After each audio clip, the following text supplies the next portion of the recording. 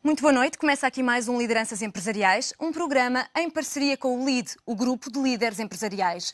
Hoje falamos do Orçamento do Estado para 2012 e a tributação às empresas. Uma reflexão acerca do que vai mudar no IRC e no IVA, que setores e empresas são mais afetados e que política fiscal temos e queremos ter. Acompanham-nos hoje, na análise em estúdio, Luís Mira Amaral, é membro do Comitê de Gestão do LEAD Portugal, Jaime Esteves, partner da PwC, Susana Claro, partner da PwC, e Tiago Marreiros Moreira, advogado da Sociedade Vieira Almeida e Associados. A todos, muito boa noite e muito obrigada por estarem neste Lideranças Empresariais.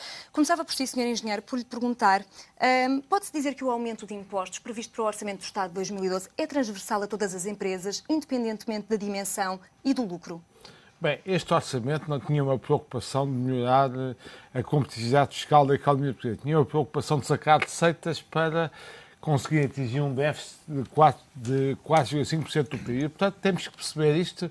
O Governo está obcecado, e acho que tem razão, com o cumprimento da meta do déficit e, portanto, tudo serve para isso. E nesse aspecto há, obviamente, questões de fiscalidade direta que para mim são chocantes, quando se aumenta uma taxa adicional de solidariedade de 3% sobre lucros superiores a 1,5 milhão de euros e de 5% sobre lucros acima de 10 milhões de euros, significa que, mais uma vez, as empresas mais performantes, aquelas que estão a lucros, têm sucesso, que a gente devia estimular para criar riqueza, criar postos de trabalho, são logo taxadas. Como dizia outro dia o engenheiro Belmiro de Azevedo, cada euro que mexe neste país é logo apanhado. E agora devo dizer que não é só empresas, também está a passar outra coisa, então essa política social é escandalosa, a caça ao pensionista. Este governo também vê. Esta não tem a ver com o plano empresarial, mas tem a ver com também a escandalosa. E aqui também, portanto, na fiscalidade direta, aquilo que me choca-me isto. Depois também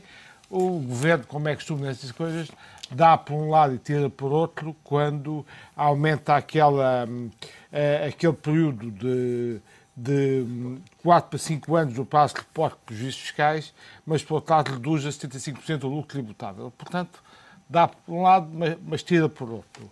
A priori, poder-se dizer que a coisa é positiva em termos de do IVA, na simplificação dos procedimentos para sacar o IVA corporal das empresas exportadoras.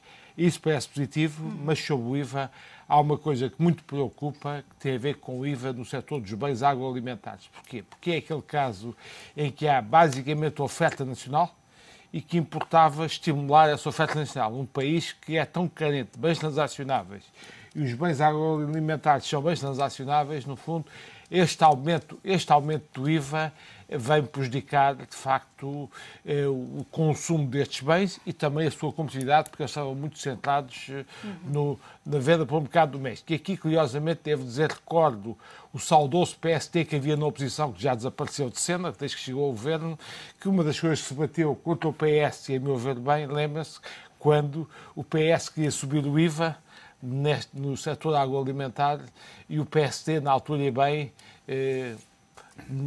não aceitou, e isso até foi uma das medidas objeto de acordo entre o Dr. Eduardo Catroga e o professor Teixeira de Santos. E, portanto, esses aspectos, para mim, são os mais importantes. Depois também devo dizer que aquela questão da tributação em IRS, o subsídio de refeição, e das empresas a oferir a prestação do contrato de trabalho, também aumentam os custos das empresas, dificultam, então, a questão dos contratos de trabalho, aquela questão da agilidade, da flexibilidade dos mercados de trabalho e emprego, tanto os deve preocupar, e, portanto, também são medidas que vão em sentido contrário, porque este não é um orçamento que se preocupe com a competitividade, preocupa-se em sacar receitas para tentar aguentar o déficit. E porque é que isto é, ainda por cima, é mais evidente? Porque se a gente for ver do lado da despesa, nós vemos que a percentagem de consumos intermédios, de gastos, despesas, os chamados consumos em termos do PIB, mantém-se em 2002 o mesmo valor de 2011. Portanto, aquilo que o PSD na oposição muito reclamava, que era a diminuição dos consumos intermédios, deve ter ficado para as calendas. Eu também sei explicar, porque ainda outra coisa, já agora devo dizer, é que também em termos de poupanças, o novo programa que eles fizeram, que é o programa Laranja, que é o sucessor do Palácio, que era o programa de reforma da administração pública socialista, apenas prevê para 2012 uma poupança de 89 milhões de euros, o que é perfeitamente insignificante e ridículo. Portanto, que é que está aqui em causa fundamentalmente? É que o Governo, ao contrário do que o PSD disse na oposição, não consegue reduzir a despesa pública por medidas estruturais, mudando o sistema e fazendo a regia do setor público, e, portanto, obviamente, tem que se centrar na receita de qualquer maneira e, obviamente, é este, a mim, o pano de fundo daquilo que se está a passar. Muito bem. Já vamos discutir então medida a medida. Por agora gostava de lhe perguntar também, Tiago Moreira, se concorda com estas alterações que são feitas em termos de IRC para as empresas ou se concorda, de certa forma, que há aqui uma certa injustiça relativamente à dimensão e ao lucro das empresas também. Certo. Bem, eu relativamente a este aspecto devo concordar um pouco com aquilo que o engenheiro Mira Amaral acabou de referir, ou seja, há claramente um foco onde existe receita e, portanto, este orçamento claramente que penaliza, como referiu, as empresas que têm maior lucro e, portanto, isso é claro, quer, portanto, no aumento que existe nas taxas de derrama, quer, no fundo, na tal criação de um alargamento da base de tributação em termos da derrama e, portanto, não só há um aumento de taxa, como há um alargamento da base sobre a qual se tributa e, portanto, isso tem um efeito imediato gravoso nas empresas mais produtivas em Portugal. Adicionalmente, o tema dos prejuízos tem vindo a ser, de facto, um tema, enfim, bastante relevante, na medida em que Portugal se tem preocupado, e tivemos aqui algumas inversões, tem-se preocupado em procurar reduzir o período de prejuízos fiscais, e, portanto, isso aconteceu, começámos com 6, depois diminuímos para 5, e depois tivemos 4. Entretanto, repusemos os 5, mas, de facto, como o Sr. Engenheiro referiu, enfim, foi uma reposição que depois implicou uma retirada imediata com, de facto, aqui uma penalização das empresas que, no fundo, tinham acumulado alguns prejuízos fiscais. E também é grave o facto de se possibilitar de imediato, no fundo, a aplicação desta regra relativamente a prejuízos já acumulados. Ou seja, se tivéssemos o exemplo de uma empresa que, no fundo, teria feito um investimento relevante em Portugal nos últimos 4 anos e, portanto, teria feito aqui um investimento no qual acumulou, como é normal, prejuízos, teríamos uma situação em que essa empresa se veria agora provavelmente penalizada por não ter a possibilidade, enfim, nomeadamente quando enfrentamos a crise que enfrentamos, de recuperar de alguma maneira os prejuízos que acumulou. E, portanto, eu tenho defendido sempre um regime que, aliás, é um regime que existe noutros países, nomeadamente os países que incentivam a produção, em que haja, de facto, um reporte de prejuízos ilimitado, ou pelo menos com um prazo alongado. E, portanto, se formos ver, nomeadamente, enfim, o regime americano, é um regime exatamente que faz, no fundo, esse fomento da produtividade. E, portanto, enfim, a conclusão que tenho que retirar é essa. Também não posso deixar de chamar a atenção para a questão da revogação dos benefícios da interioridade e, portanto, o impacto não é apenas o impacto nas empresas grandes, é também um impacto nas pequenas e médias empresas pela própria retirada da taxa de 12,5%. Que, enfim, para uma empresa grande não tem impacto, mas para uma pequena e média empresa, naturalmente, implica aqui um Mas em termos percentuais, consegue dividir quais são as empresas por grupos as mais penalizadas? São as pequenas e médias empresas ou as de grande dimensão? Eu diria que porque são... centraram-se muito agora na questão das empresas de grande dimensão. Eu acho que são as empresas de grande dimensão. Aliás, se formos analisar a receita fiscal em Portugal, concluímos que a receita fiscal advém de um grupo muito reduzido de empresas e tem sido assim ao longo dos últimos anos. E, portanto, naturalmente, o Governo viu e bem onde estava a receita e, portanto, focou o alvo e, aparentemente, vai atingi-lo. E é assim que deve ser ou não? Repare, é assim que deve ser até um certo ponto. Ou seja, eu acho que aqui a questão é da medida. E, nomeadamente, tem aqui um aspecto também que é relevante, que é o da mensagem que está a passar para grupos portugueses produtivos e a falta de competitividade que isso acarreta para os grupos portugueses. Designadamente porque, por um lado, desencoraja-os de investir em Portugal e, portanto, vai ter uma deslocalização, eventualmente, por falta de competitividade da jurisdição e, efetivamente, tem também, do ponto de vista internacional, uma falta de competitividade da jurisdição nacional quando está a competir com outras jurisdições que têm taxas, enfim, menos gravosas. E, portanto, aliás, neste quadro que temos, imagino, das privatizações, essa é uma análise que pode ser feita. Uma empresa, quando vem a uma privatização, vai se deparar exatamente com um quadro evolutivo com taxas muito gravosas e, portanto, digamos que até no aspecto do preço, esse pode ser um aspecto muito interessante a discutir. Muito bem, já vamos olhar também deslocalização e outras consequências relativas a estas medidas para o Orçamento do Estado. Por agora, gostava de lhe perguntar também, em termos de IVA, algumas das alterações e que setores são mais penalizados? Em termos de IVA, o memorando da Troika antevia um aumento de receita na ordem dos 500 milhões de euros. E esse aumento de receita advém principalmente da alteração das taxas. Existe um conjunto de produtos alimentares que vão passar para a taxa normal e houve já uma alteração da taxa de IVA na eletricidade e no gás, que passou da taxa reduzida para a taxa normal. Se nós olharmos para o cabaz de uma família, com rendimentos mais elevados ou com rendimentos mais baixos, o aumento proporcional vai ser o mesmo. Porque nas famílias com rendimentos mais baixos, onde o consumo de eletricidade e do gás é inelástico, o aumento da taxa de 6 para 23 vai ter um impacto na ordem, por exemplo, de 8%. Nas famílias de cabazes onde o rendimento seja mais elevado, o aumento deriva de um conjunto de serviços como a restauração, os eventos culturais e desportivos que passam também a ser tributados à taxa normal. Em termos de IVA, este imposto é suposto ser neutro nas empresas. Onde isto se pode sentir é, por exemplo, nas empresas que estão no setor financeiro, portanto, da banca, os seguros, e depois nas empresas municipais, onde o aumento do IVA tem um impacto imediato no aumento dos gastos gerais de funcionamento das empresas. E essa receita com o IVA prevê esses 500 milhões? Vão ser exatamente assim? Vai haver uma quebra do consumo, porque vai haver menos rendimento disponível. Há um tema que preocupa, que tem a ver com a passagem da economia formal para a economia paralela. E há um conjunto de atividades que são mais permeáveis a essa passagem. A restauração? A restauração. E resta saber como é que a administração fiscal vai implementar mecanismos de controle que garantam que a receita é toda tributada.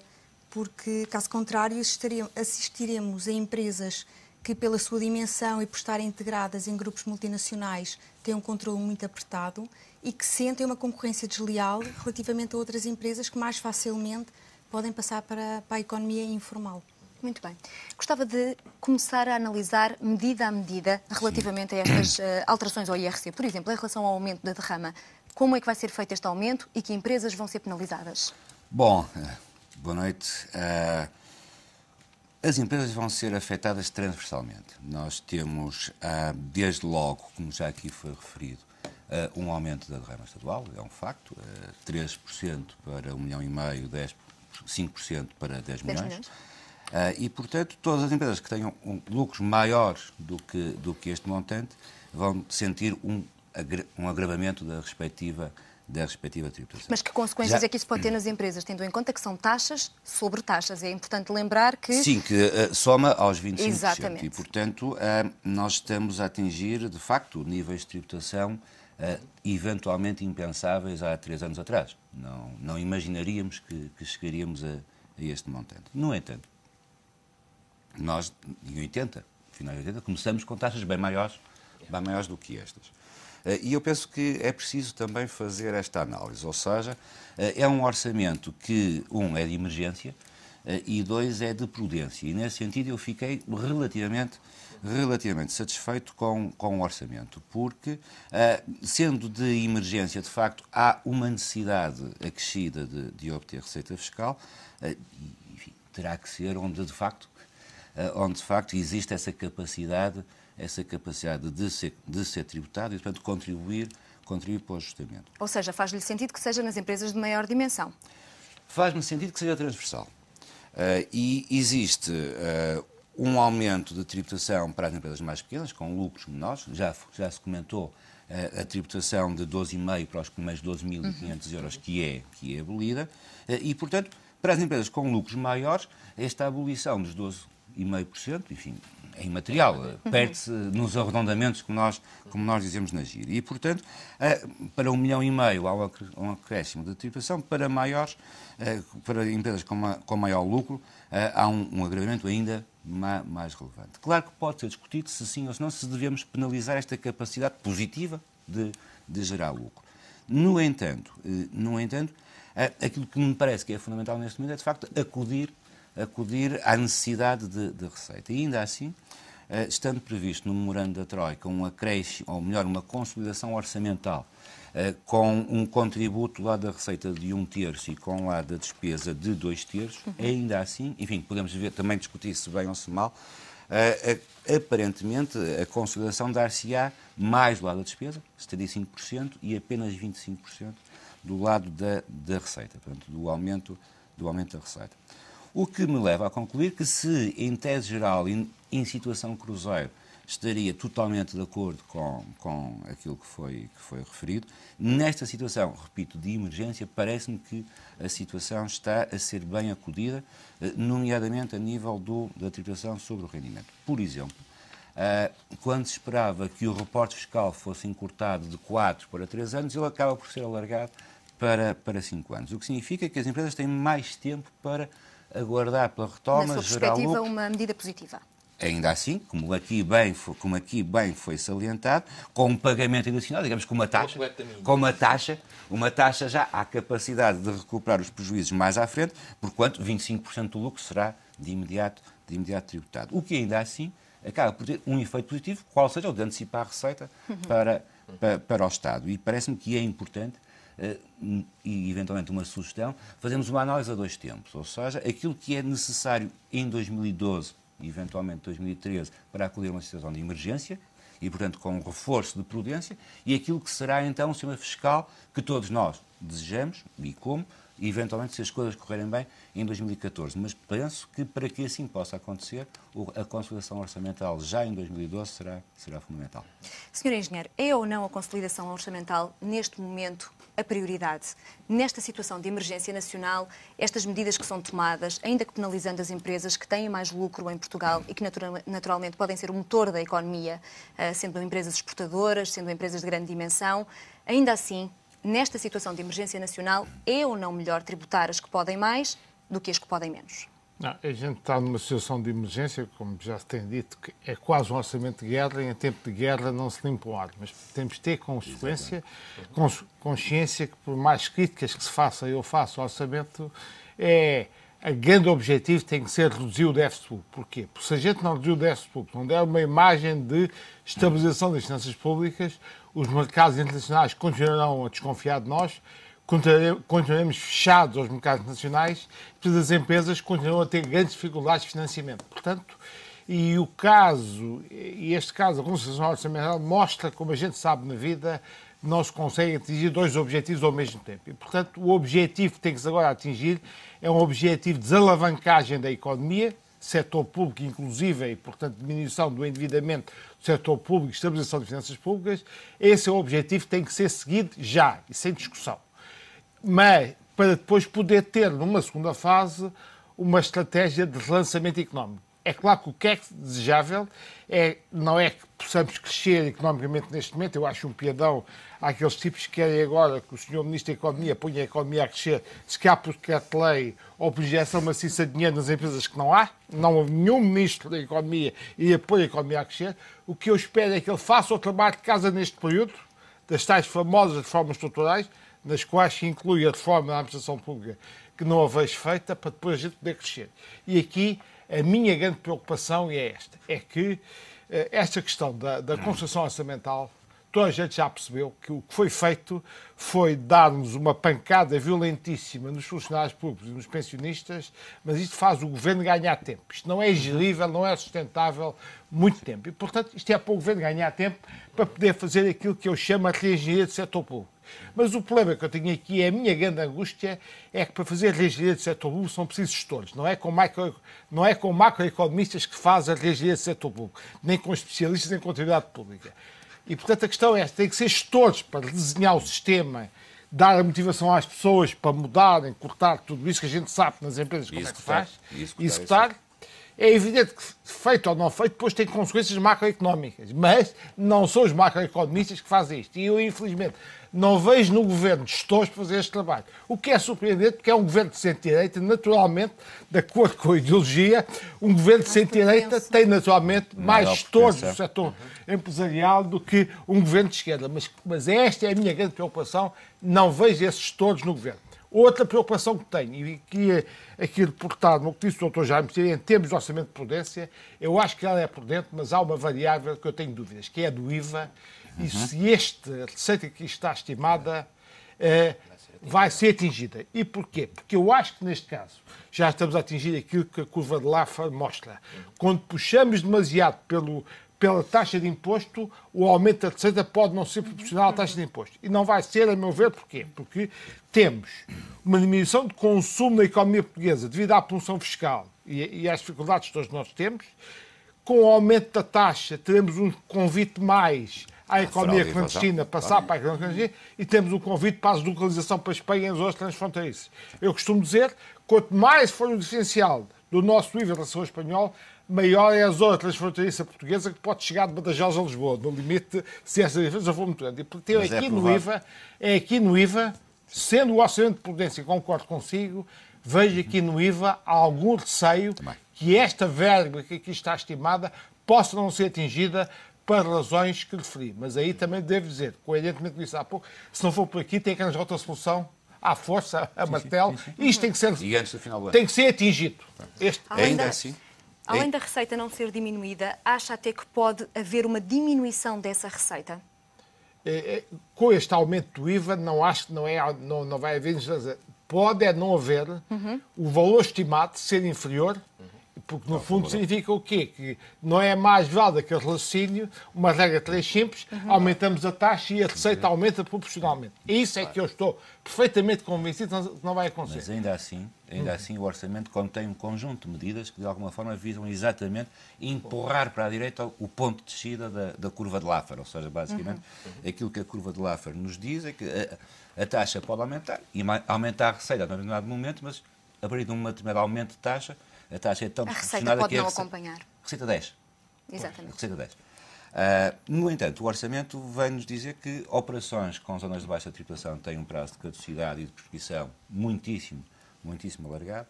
Operações com interposta pessoa para encobrir, digamos assim, operações com as zonas de baixa tributação passam a desqualificar. As normas anti-abuso passam a ter uma aplicação muito mais aligerada. A imputação de lucros em zonas de baixa tributação passa a ser tributada, mas, sobretudo, as coimas e as penalidades são aumentadas significativamente, incluindo a possibilidade, ou melhor, a inevitabilidade de prisão efetiva.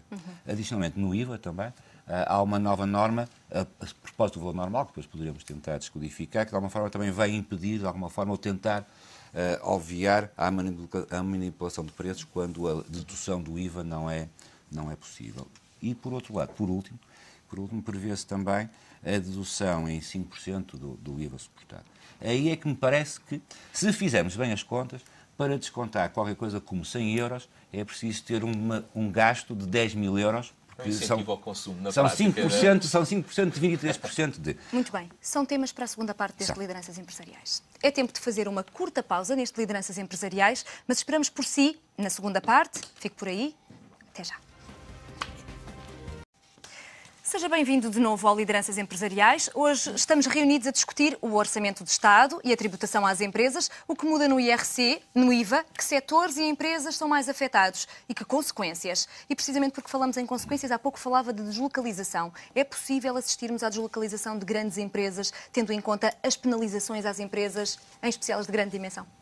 Repare, eu, enfim, espero que não, mas... temo que essa garantia não exista. Ou seja, eu acho que, em primeiro lugar, há que distinguir vários tipos de deslocalização. Porque nós falamos de uma deslocalização que tem a ver, nomeadamente, enfim, com empresas de um setor, portanto, das pequenas e médias empresas. É uma deslocalização que, enfim, que está mais associada à fraude. Há depois uma deslocalização que tem a ver com a falta de competitividade da economia nacional do ponto de vista fiscal. E essa sim é preocupante. Essa sim é preocupante. E, de facto, enfim, nós estávamos aqui a analisar o orçamento e eu concordo com o que foi dito relativamente, enfim, ao facto de ser um orçamento de emergência, que, portanto, enfim, temos que todos fazer um sacrifício, mas penso que, a esse respeito, de facto, faltam aqui algumas medidas de relançamento da competitividade nacional. Admito que, enfim, isto tenha que ser feito em duas fases, mas acho que em 2012 seria importante já termos aqui, de alguma maneira, um vislumbrar de quais seriam essas medidas.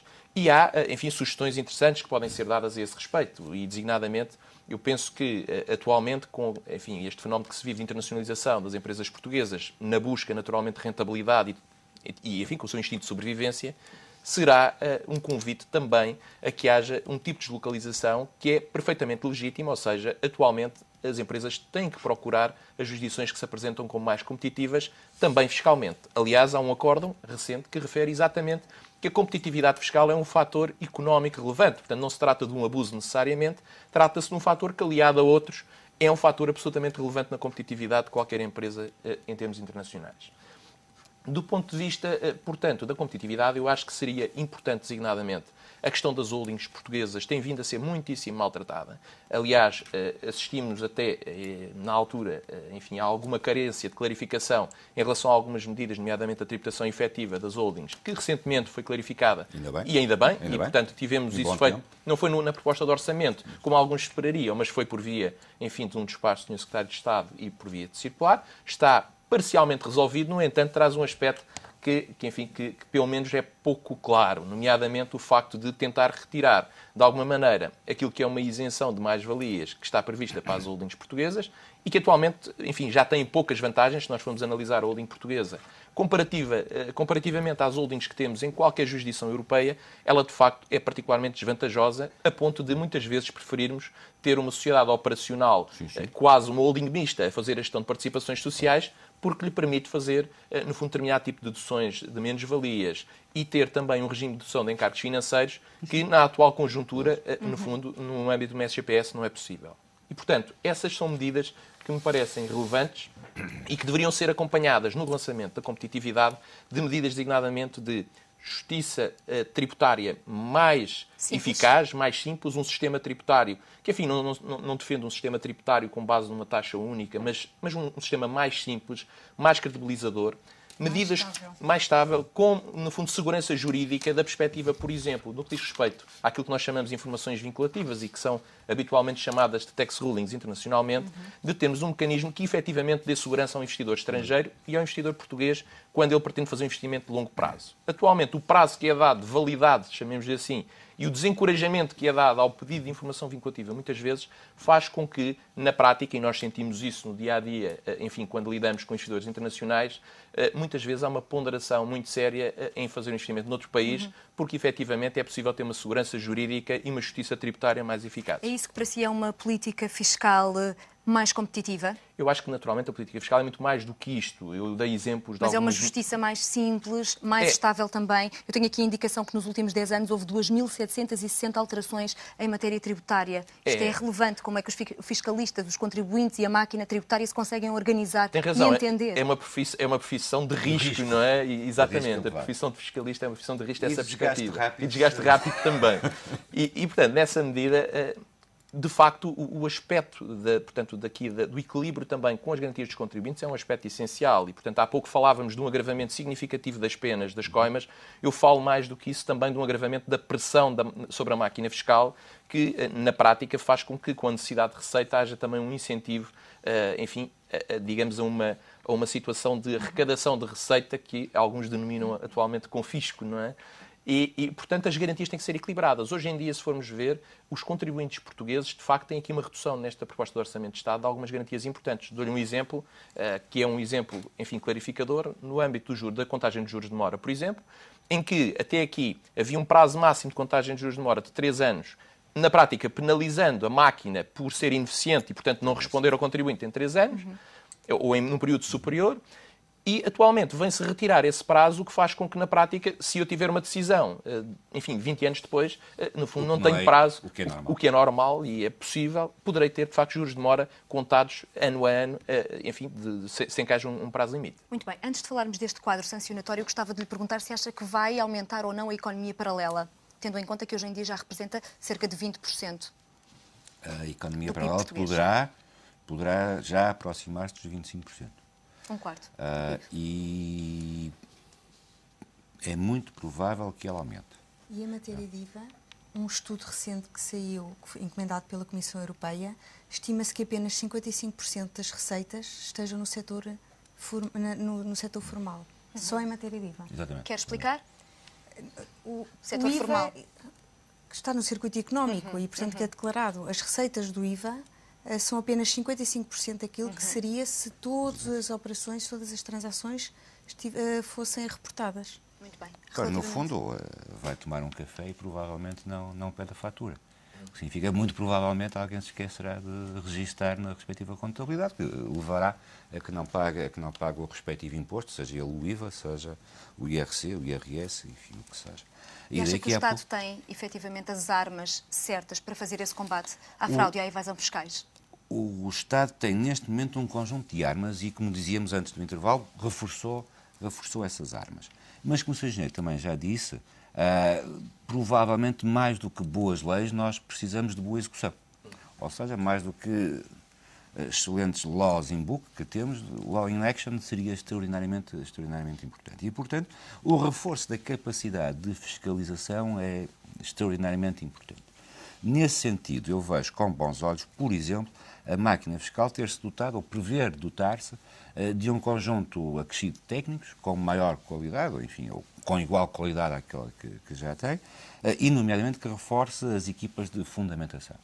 Nós vemos que os atos tributários, muitas vezes e muito frequentemente, não têm qualquer tipo de fundamentação verosímil e, portanto, sabemos que aquela liquidação está votada ao insucesso em tribunal, porque, enfim, tecnicamente não é adequada. Aliás, e, portanto, as taxas dizem, não é? As taxas também o confirmam. Confirmam exatamente essa percepção. Aí havia um incentivo perverso nessa matéria, que já houve nas nossas finanças, com o senhor que agora até é Ministro da Saúde, montou uma lógica que era esta: o funcionário, ele sacava do contribuinte imediatamente um prémio de performance face a isso. Exatamente. E não curavam de saber depois, quando a empresa que colhia patrimonial vinha a ganhar, que tinham que repor.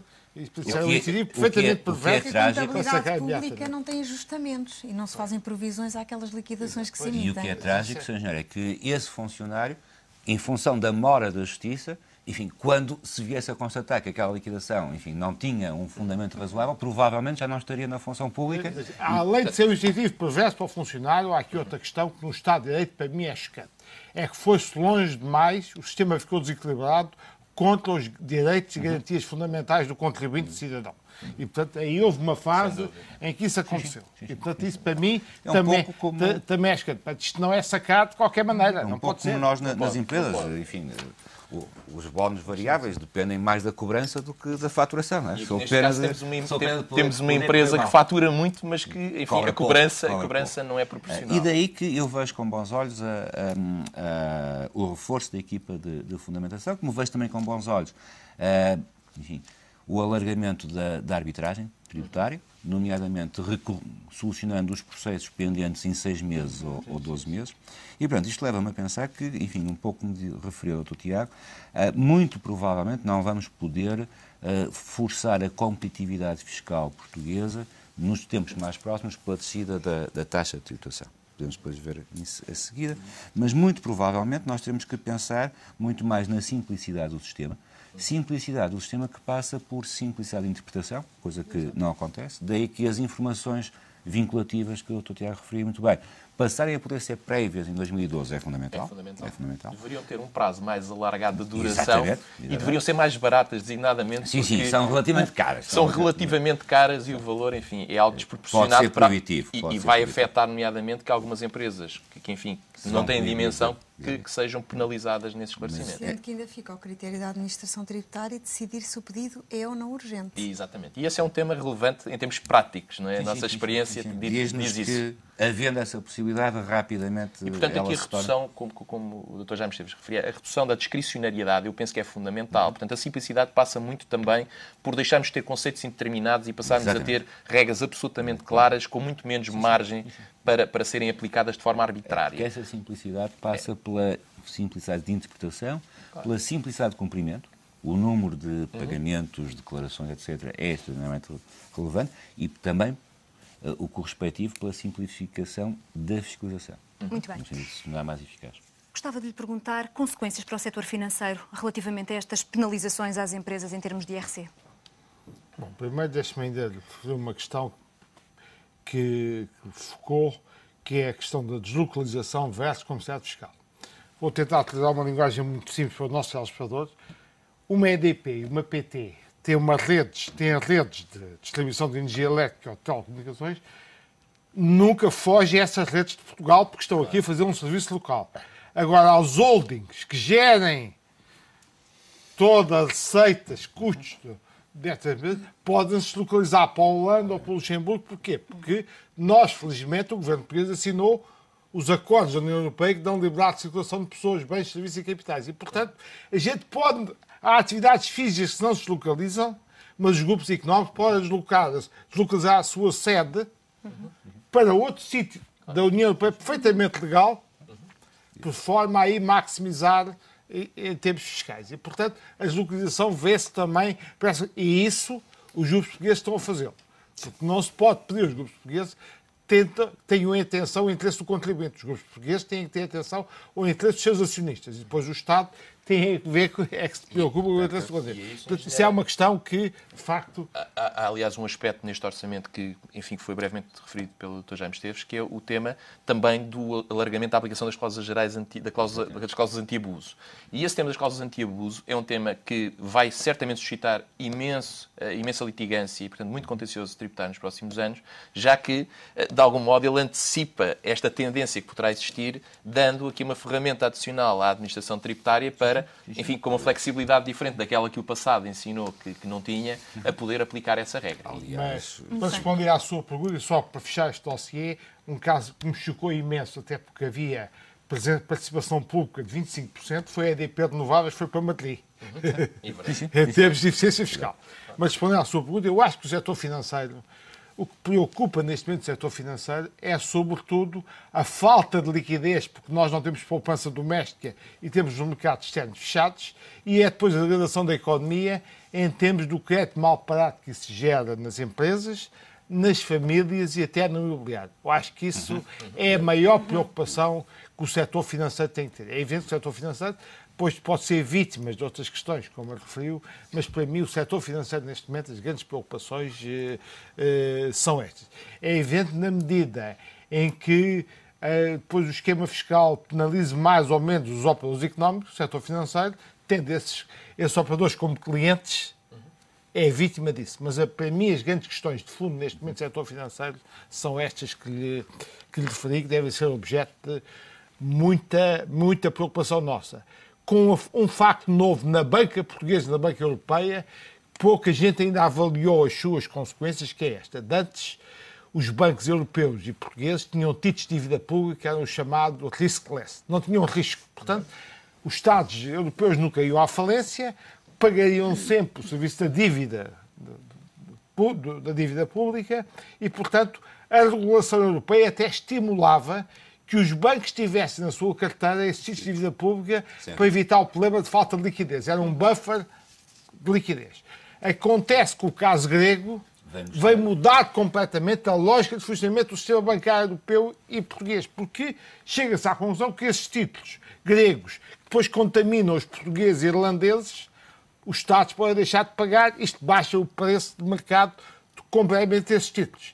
E aí, surpreendentemente, e acho que mal, a entidade europeia bancária com a Comissão Europeia, no momento de crise em que era preciso mais crédito para estimular a economia, vem aceitar que esses títulos, mesmo em carteira própria, os bancos sejam obrigados a reconhecer as suas perdas potenciais e, portanto, diminuindo o seu capital e, com via disto, diminuir o crédito à economia. É uma medida errada do ponto de vista do ciclo económico, porque vem ser cíclica no sentido de ainda afundar mais as consequências. É essa a grande questão do setor bancário.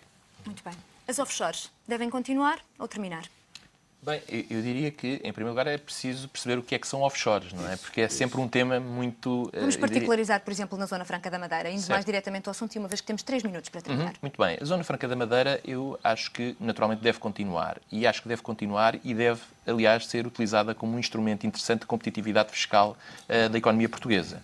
Nós, neste momento, temos, digamos que, uma oportunidade enorme de utilizar, diria, a nossa estratégia atlântica e, portanto, olharmos para o Brasil, olharmos para a África e tentarmos potenciar a utilização também da Zona Franca como um centro de trading importante.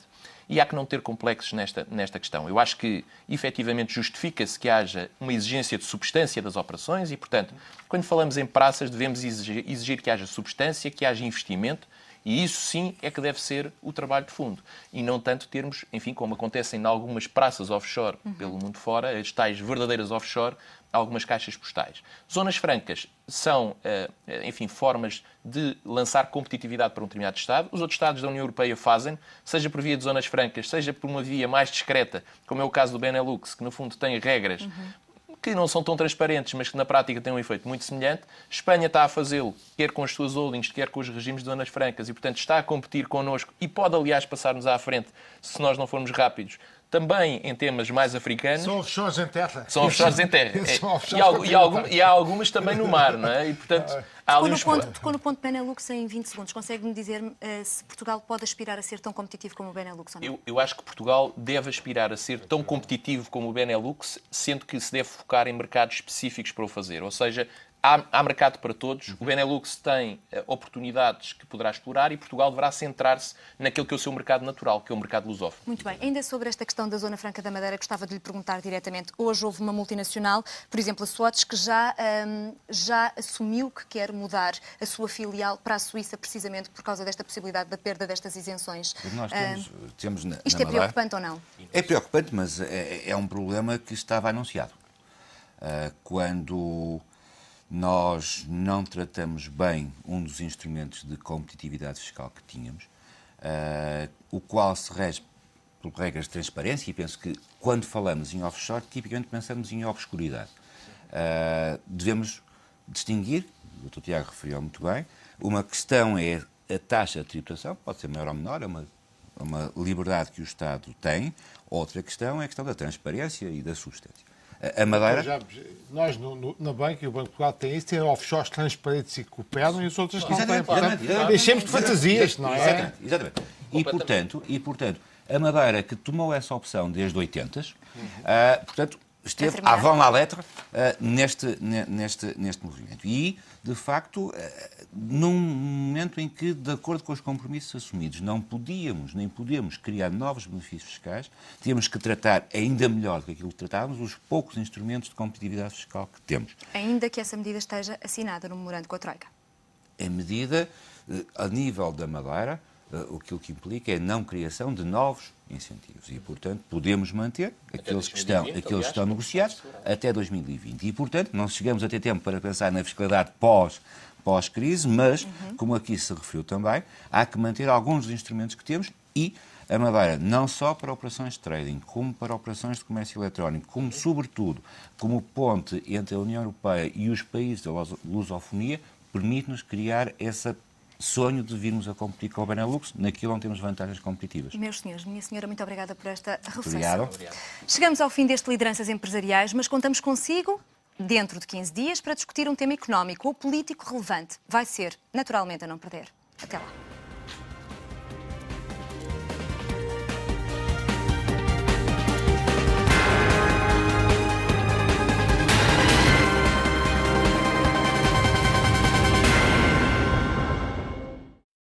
Lideranças Empresariais, em parceria com o LIDE Portugal. Lideranças Empresariais, com o patrocínio de PwC